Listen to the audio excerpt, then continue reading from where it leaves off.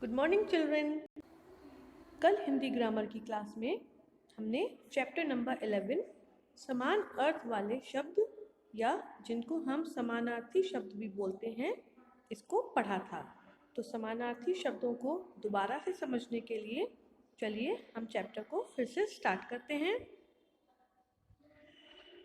समानार्थी शब्द को हम पर्यायवाची भी बोलते हैं। क्या बोलते हैं? पर्यायवाची। नीचे दिए गए चित्रों को देखिए। नीचे जो 3 चित्र आपको दिखाई दे रहे हैं इनको हम देखते हैं और दोबारा से समझते हैं। मालूम है कल हम इनको एक बार समझ चुके हैं, लेकिन चलिए हम दोबारा से समझ लेते हैं। पहला जो पिक्चर आपको दिखाई दे रहा है वो किसका है? सूरज का। किसका? सूरज का। सूरज को हम लोग दिनकर भी बोल सकते हैं, सूर्य भी बोल सकते हैं और रवि भी बोल सकते हैं। क्यों? क्योंकि इन चारों शब्दों का मतलब क्या होता है? सूरज ही होता है, या इंग्लिश में हम बोले तो सन होता है। अगर हम सन बोलें तो हम सूर्य भी लिख सकते हैं, रवि भी लिख सकते हैं, सूरज भी लिख सकते हैं या फिर दिनकर भी लिख सकते हैं। ये तो हो गई सूर्य की बात। अभी सेकंड पिक्चर जो आपको दिखाई दे रही है ये है चांद की। किसकी? चांद यानी कि मून। चांद को हम लोग चंद्रमा भी बोलते हैं। क्या बोलते हैं? चंद्रमा। या फिर चांद को हम बोलते हैं राकेश, मयंक या शशि। क्या बोल सकते हैं चांद को? राकेश, मयंक या शशि। और चांद को हम लोग चंद्रमा भी बोलते हैं। तो ये सारे जो शब्द हैं ये चांद के समानार्थी शब्द या पर्यायवाची शब्द हैं। जो अगली पिक्चर है वो किसकी है? अगली पिक्चर हमें जो दिखाई दे रही है वो है चिड़िया की। किसकी? चिड़िया। चिड़िया को हम बोलते हैं पक्षी। चिड़िया को हम क्या बोल सकते हैं? पक्षी बोल सकते हैं या फिर पंछी बोल सकते हैं, विहंग बोल सकते हैं या फिर खग बोल सकते हैं। ये सारे शब्द एक दूसरे के समानार्थी या फिर पर्यायवाची शब्द कहलाते हैं। अब पर्यायवाची और समानार्थी शब्द होते क्या हैं? समानार्थी या पर्यायवाची शब्द ऐसे शब्द होते हैं जिन शब्दों का अर्थ एक सा निकलता है।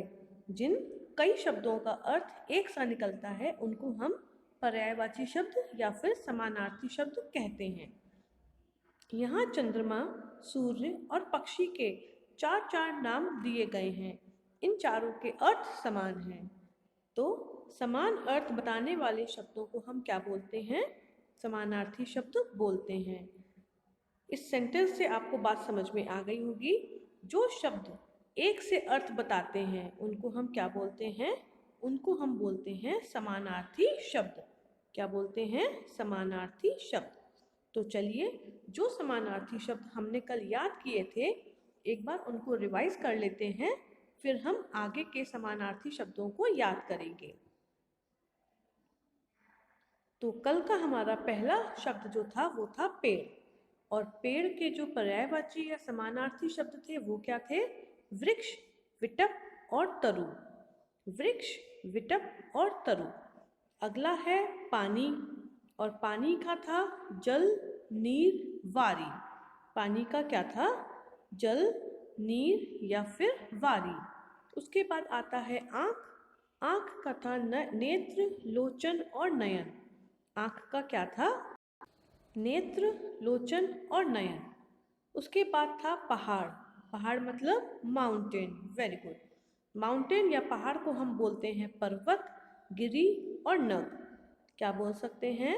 पर्वत, गिरी और नग।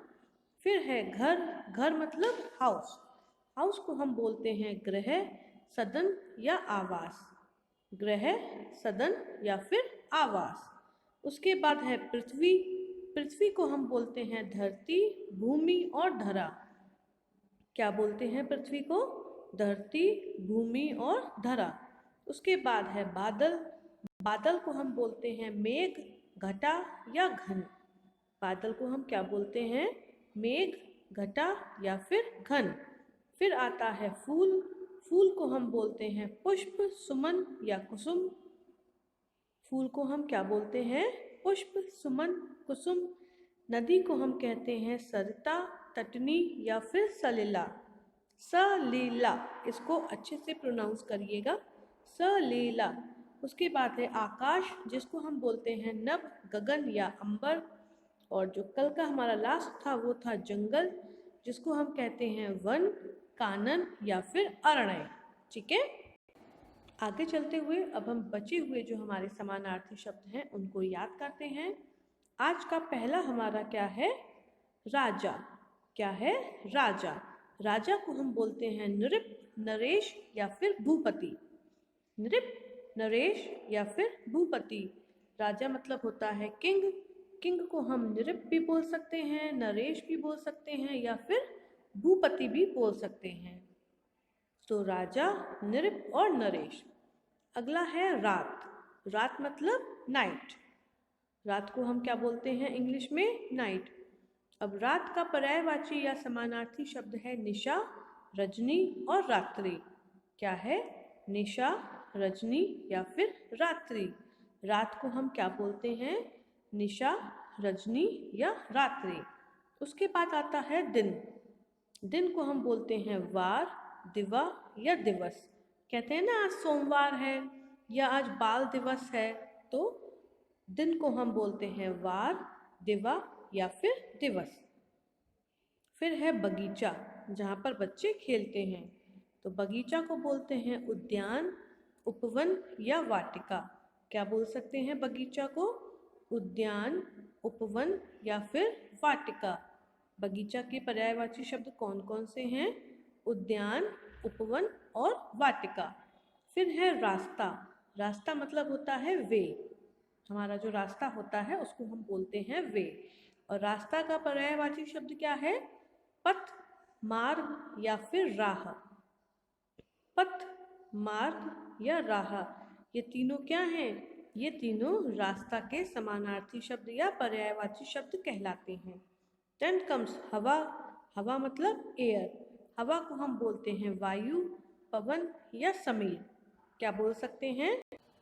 हवा को हम बोलते हैं वायु, पवन या फिर समीर।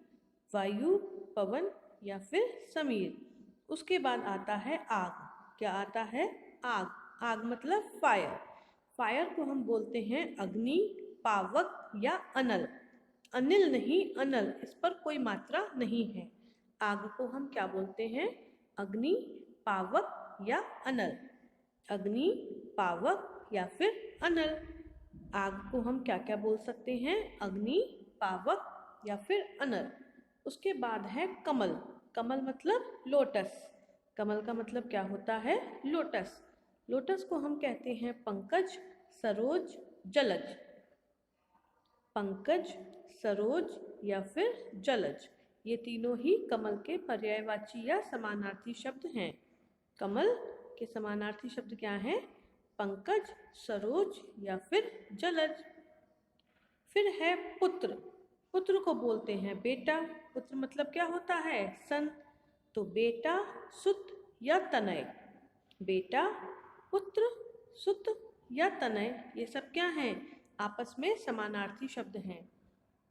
पुत्र का हो गया पुत्री, स्त्रीलिंग, तो बेटी का स्त्रीलिंग बेटे का स्त्रीलिंग बेटी, सुत का सुतय, सुता और तनय का तनया। एक बार फिर से समझते हैं। पुत्र का स्त्रीलिंग हो गया पुत्री, बेटा का हो गया बेटी, सुत का हो गया सुता और तनय का हो गया तनया। तो ये क्या है? बेटी, सुता और तनय, तनया हमारे पुत्री के पर्यायवाची शब्द हैं। पुत्री, बेटी, सुता या तनया। ठीक है। और लास्ट है हमारा आदमी, मानव या मनुष्य या नर। आदमी को हम क्या बोल सकते हैं? मानव या फिर मनुष्य या फिर नर। तो ये थे हमारे आज के पर्यायवाची जो आपको अपनी नोटबुक्स पर नोट डाउन करने हैं। एक बार फिर से इनको रिवाइज कर लेते हैं। राजा, नृप, नरेश, भूपति। रात, निशा, रजनी, रात्रि। दिन, बगीचा, दिन, वार, दिवा, दिवस। बगीचा, उद्यान, उपवन, वाटिका। उसके बाद है हमारा रास्ता। रास्ता, पथ, मार्ग, राह। फिर है हवा, हवा, वायु, पवन, समीर। फिर है आग, आग, अग्नि, पावक, अनल। उसके बाद है कमल। कमल को कहते हैं पंकज, सरोज या फिर जलज। पुत्र, पुत्र को बोलते हैं बेटा, सुत या तनय। फिर है पुत्री, पुत्री को बोलते हैं बेटी, सुता या तनया। और लास्ट हमारा है आदमी। आदमी को बोलते हैं मानव, मनुष्य या फिर नर। तो ये थे हमारे आज के पर्यायवाची। अब आपका होमवर्क हम देख लेते हैं। आपका होमवर्क क्या है? आपको राजा से लेकर आदमी तक पर्यायवाची अपनी कॉपी पर लिखने हैं। ठीक है, this is your homework for today in Hindi grammar. That's all for today. Good day and good bye.